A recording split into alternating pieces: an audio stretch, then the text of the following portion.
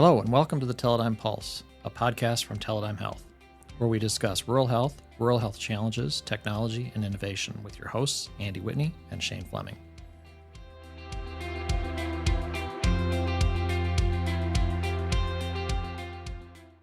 Welcome back to the Teledyne Pulse. I'm Andy Whitney, Director of Marketing and Analytics for Teledyne Health. And Shane Fleming with you, co-founder Teledyne Health. Yeah, we're here to talk about rural health strategy, innovation, technology, just all kinds of things that rural health leaders need to hear. Yeah, so the episode today, we're going to focus on virtual strategy and why that's important for our rural health partners and rural health in general. Yeah, it's a competitive world out there, and focusing on a successful virtual strategy is something that I think every rural health leader needs to think about. It's definitely a challenge. It's evolved over the last 10 years for sure in terms of the ubiquitous access that patients have today and through various venues and means. It's dramatically different than it was 10 years ago.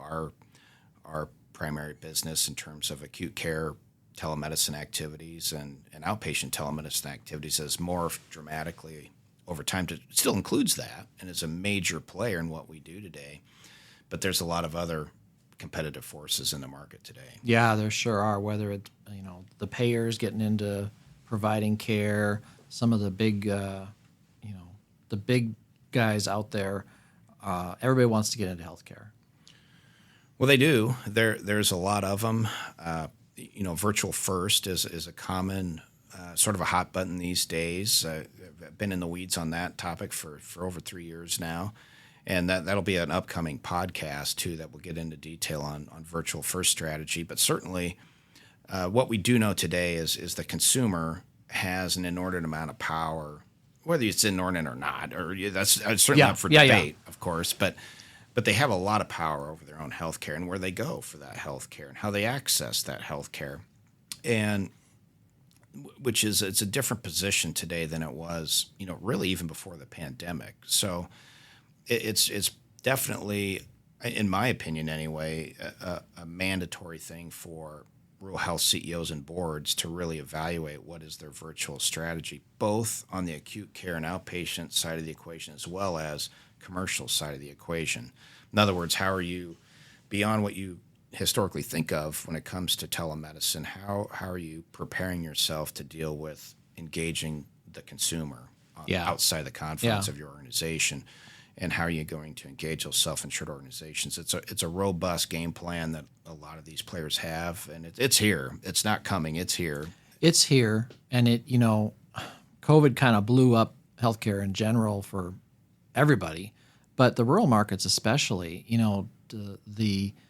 The old days of the primary care physician in town being your 24/7 on-call doc for anything and everything. Those days have kind of passed us by. Well, they have, and it depends, on the market. There's different market segments. Virtual primary care is also talked about quite a bit. Virtual primary care in and of itself is not, a bona fide virtual first program, but nonetheless, it's thrown out there quite a bit. And there's definitely there's different market segments in terms of what people are targeting. So the Amazon, CVS, the Walgreens, the collective theirs is more in a retail strategy, and there's different agendas in all of those operations in terms of what their goals are. But it's a different market segment versus more of the payer side of the equation, who's really in the risk sharing part of the equation and self-insured organizations and third parties and brokering various methods to see patients that are well, I don't know that they're questionable necessarily, but the arrangements are concerning from my perspective. We'll share more on that in an upcoming podcast. Yeah, I learned a new term when we were talking about this podcast, the payviders. The payviders, yeah. That's an interesting one, isn't it? Yeah, the payviders. Generally, people, if they don't have issues with that, they should. But certainly, in my opinion, it's concerning when payers start to employ and deploy their own providers within their networks and systems is definitely concerning. Beyond that, there's a lot of other moving parts of those virtual first strategies that makes the healthcare industry at risk for increasingly difficult negotiations when it comes to the payers. Yeah, for sure. You know, I'm trying to put myself in the seat of a hospital CEO in rural Nebraska. This is a hard conversation to get going in some cases. You've got to talk to the medical staff, you've got your board of directors, you've got to convince to get on board with this. You know, there's a lot of homework to do, and a lot of conversations to be had. There is. There's. I agree with you 100%. It's a difficult. It's sort of like drinking from a fire hose, right? It is. You sort of turn the valve on. You go, holy moly! I can't decipher all this stuff. And where do you start? Where do you begin?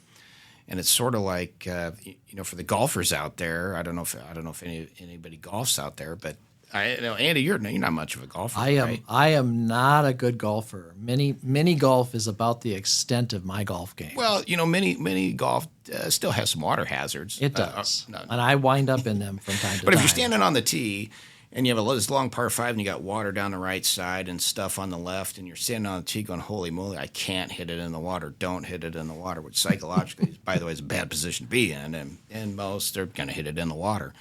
And when you're faced with these situations and you're as the CEO or working with the board or the chair of the board, and you're trying to decide what direction to go on these innovative care delivery models that you likely don't have a lot of experience in, gosh, let's just not hit it in the water.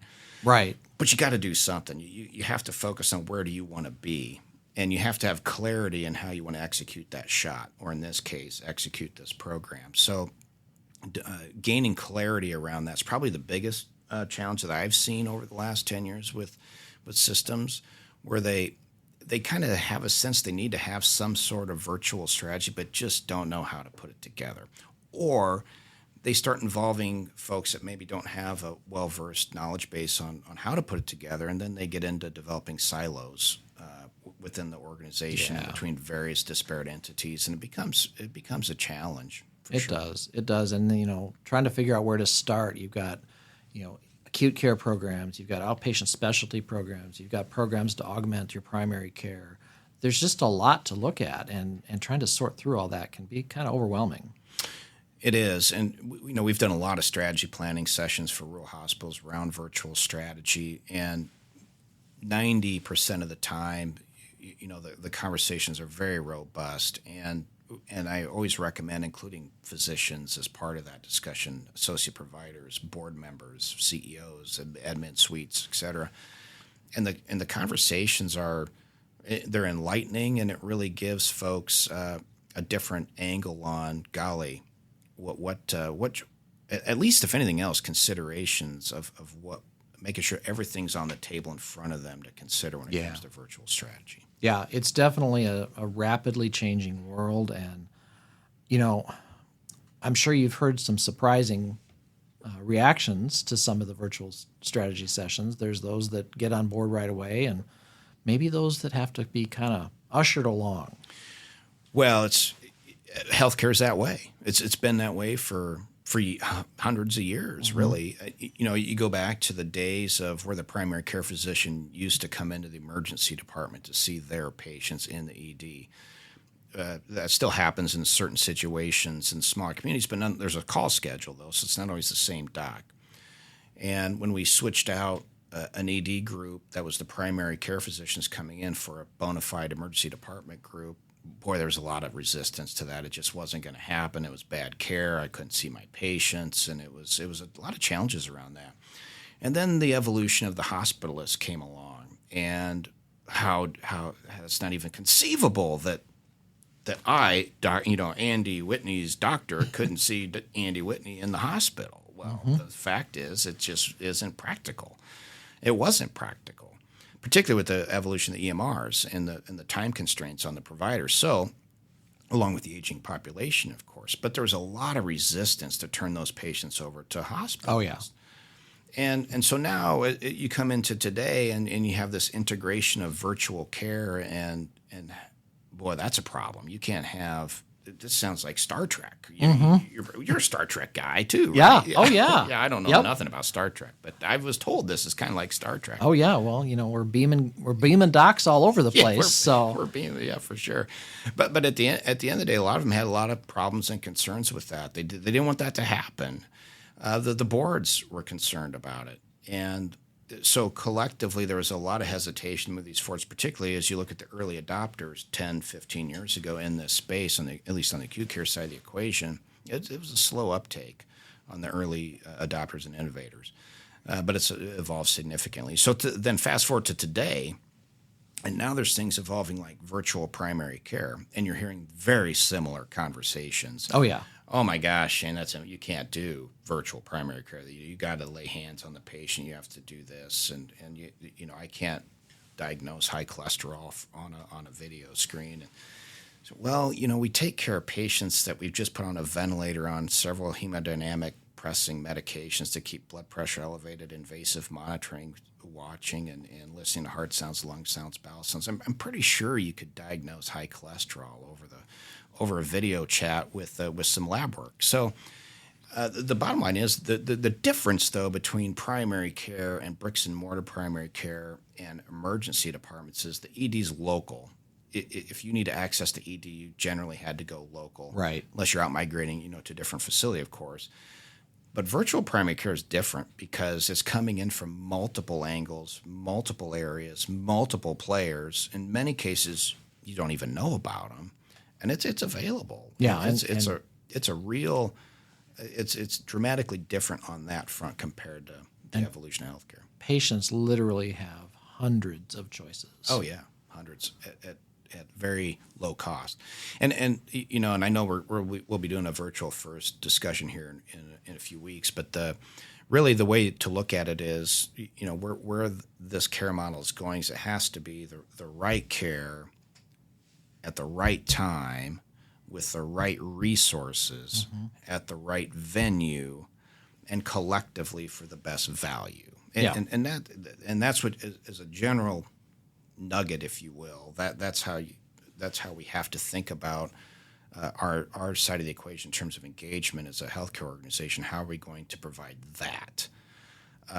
Because in my opinion, if the thought is we're just going to virtualize our legacy primary care model and we're going to have a virtual primary care legacy model, it's just not going to work. It's not. And, you look at the generations coming up, convenience is king. Yeah. My daughter does, DoorDash and Instacart and all these, virtual things all the time because it's convenient. I don't even think about those things. Yeah. Well, Kate, I was in my front yard just a couple days ago. My daughter texted me from the living room. Like, can't you walk outside? No, it's a different world, and convenience is going to rule. Yeah. And price is certainly a factor for some of these options too, but honestly, it's the convenience factor. No, absolutely, and I think it's getting back to what we originally brought up early in the podcast is really about clarity. It's developing clarity around what you're trying to accomplish. And usually that starts with just a conversation with some folks that are in the know on some of these strategies and programs and understand kind of what the goals are of various types of programs and ultimately build a plan around that and in a non-silo fashion that ultimately makes sense for that hospital, that community, those providers, and ultimately what provides the best value. Yeah. Position. And to your point, what works in community A isn't necessarily going to work in community B. It won't. And, God, we've dealt with that for 10 years in terms of every hospital is definitely different for sure. And I think the other piece of that, though, is if you think over the years, people have really stuck to their guns in terms of confidence in being the local provider, the local resource. Yeah. And too often I see whether it's CEOs or board members pounding their fist on the table saying, well, we're local, they're going to use us. And I hate to tell you, but it used to be that your resource, if you didn't like provider X or hospital X, you had to drive Right. miles, in Yep. some cases hundreds of miles, to get a different provider. Boy, today you can have one on your phone, on your couch within 5 minutes. Exactly. And so it's a different ball game. It really is a different ball game, and the choices and the convenience are driving that. And I look at generations, like I said, generations coming up, they're going to change the way healthcare is delivered because they're going to demand it. Yeah, for sure. Well, excited about the Virtual First podcast, which will get heavily involved or into the weeds on those strategies. Yeah. But in terms of the virtual strategy as a whole is really just trying to develop some clarity around what you're trying to accomplish, and then set a plan together and then execute that plan. Yeah. Versus a sort of an old mindset of, well, we're just going to go buy a cart or some sort of device, and then we're gonna roll that out. Yeah. Yep. We saw a lot of that early on 10 years ago when we were starting to roll out service. Oh, we've got a cart, and the cart had dust on it.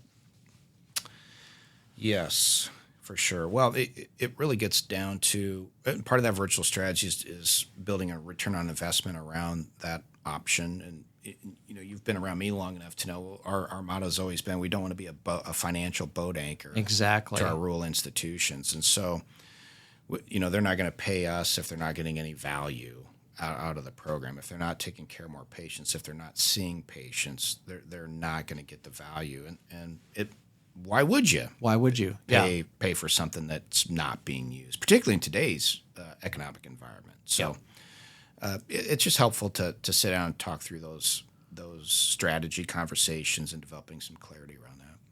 Yeah, especially the ROI component. That's a great conversation to have with folks. Yes, and that's also going to be an upcoming podcast in terms of determining return on investment for your virtual care strategies, which I think will be that's another fun topic. That's oftentimes a debate. It is oftentimes a debate, but I think we've got some folks out there that have seen some really great results. Excited to maybe get some of those on the podcast too. Oh, absolutely. Yep, looking forward to that. Yeah. Thanks for spending time with us today. If there are topics you'd like us to discuss on an upcoming podcast, drop us a line at pulse@teledynehealth.com. We'd love to hear from you. To learn more about Teledyne Health, visit our website at teledynehealth.com. Don't forget to subscribe to our podcast and to share it with friends. Join us again next time.